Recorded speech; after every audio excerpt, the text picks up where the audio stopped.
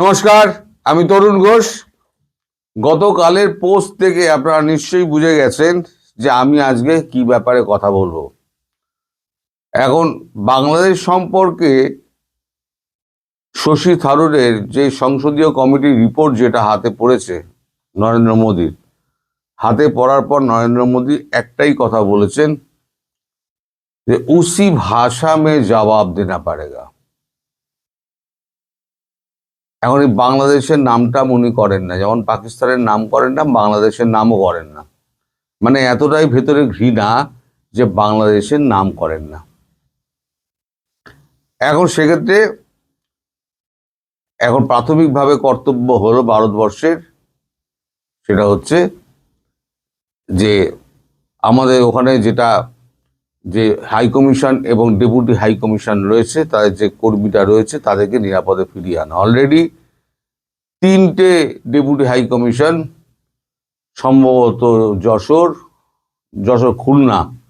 খুলনা, রাজশাহী এবং চট্টগ্রাম, এই 3টে ডেপুটি হাই কমিশনে হামলা হয়েছে। আজকে হাদির যে আপনার জানাজা হচ্ছে, সেখানে দেখলাম লক্ষ লক্ষ মানুষ। এবং ওই জুলকার নাইম বলে এক ভদ্রলোক আছেন, যিনি আল জাজিরায় কাজ করেন। তিনি কাজ কতটুকু করেন তা আমি জানি না। তিনি কাজের থেকে বেশি তিনি বাংলাদেশ সংক্রান্ত খবরাখবর নিয়ে বেড়ান।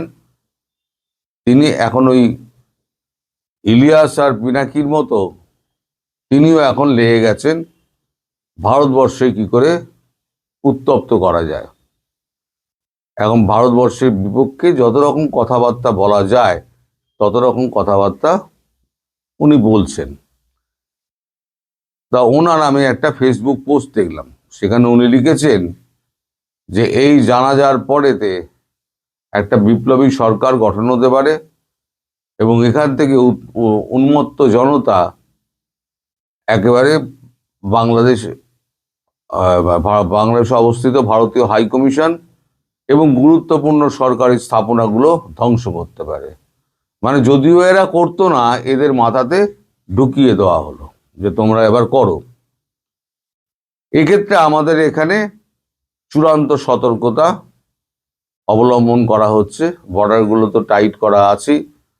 সব থেকে গুরুত্বপূর্ণ বিষয় হলো, আগে যা কখনো হয়নি, আজ যেটা হলো সেটা হচ্ছে প্রতিরক্ষা মন্ত্রক থেকে, বিদেশ মন্ত্রক থেকে তো চিঠিপত্র যাই, প্রতিরক্ষা মন্ত্রক থেকে আপনাদের প্রতিরক্ষা উপদেষ্টাকে একটি চরমপত্র পাঠানো হয়েছে।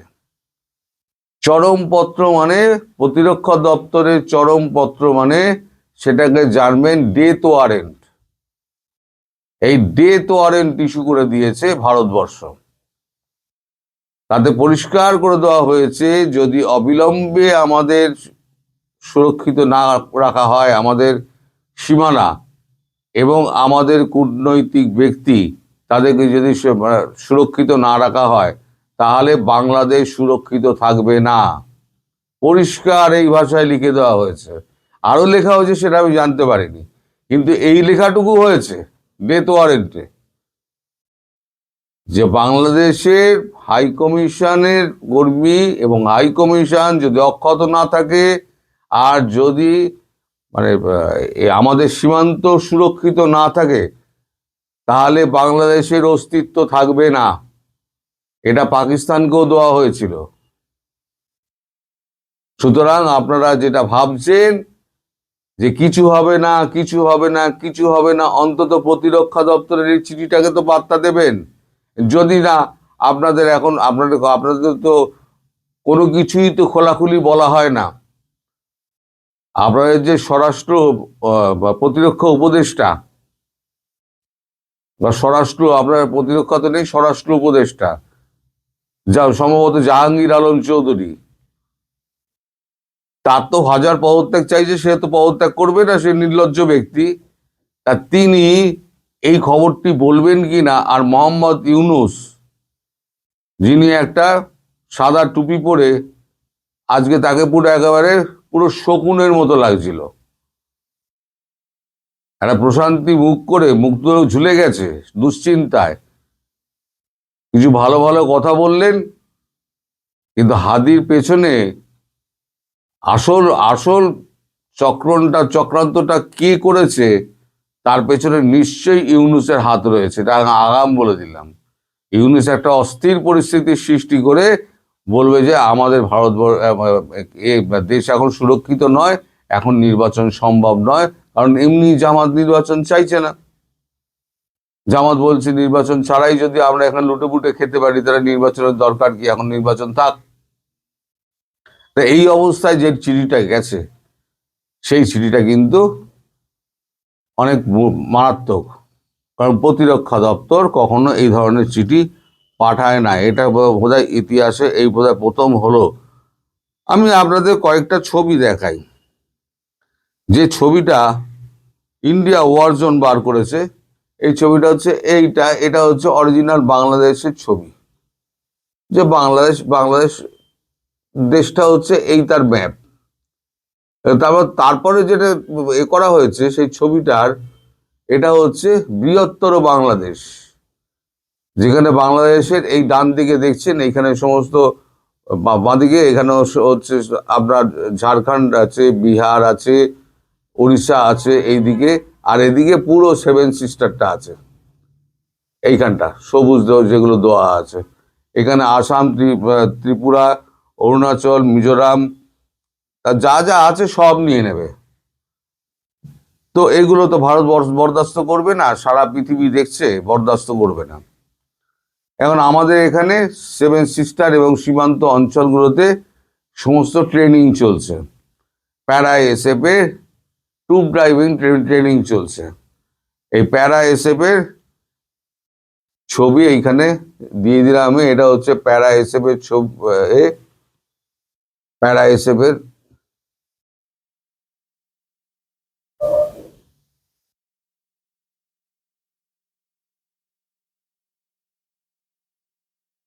হচ্ছে প্যারা এসএফ,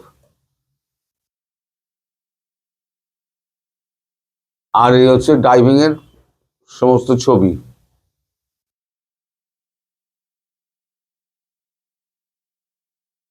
এগুলো সমস্ত চলছে, তার মানে অ্যাকশনটা হয়তো খুব শিগগিরই হবে।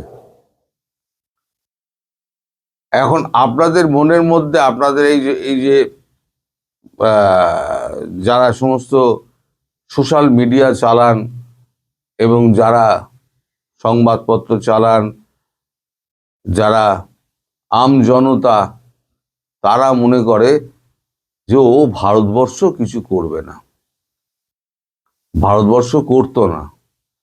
কিন্তু ভারতবর্ষকে আপনারা এমন কোণঠাসা করে দিয়েছেন যে ভারতবর্ষকে না করলে আর উপায় নেই। একটা হিন্দুকে আপনারা মেরে গাছে ঝুলিয়ে তাকে পুড়িয়ে দিলেন, এরপরে আপনারা আর কি বলবেন? আজকে যে সকালবেলা আনন্দবাজারটা দেখিয়েছি, আনন্দবাজারটা খুলে প্রতিটা পাতায় দেখিয়ে দিয়েছি, পড়ে আমি শুনিয়ে দিয়েছি যে বাংলা সম্পর্কে তাদের মানে মানে কি ভাবছে মানুষ। সম্পাদকীয় তো পরিষ্কার একেবারে ছ্যাঁচ্ছ্যাঁর করে বাংলাদেশের বিরুদ্ধে লেখা হয়েছে।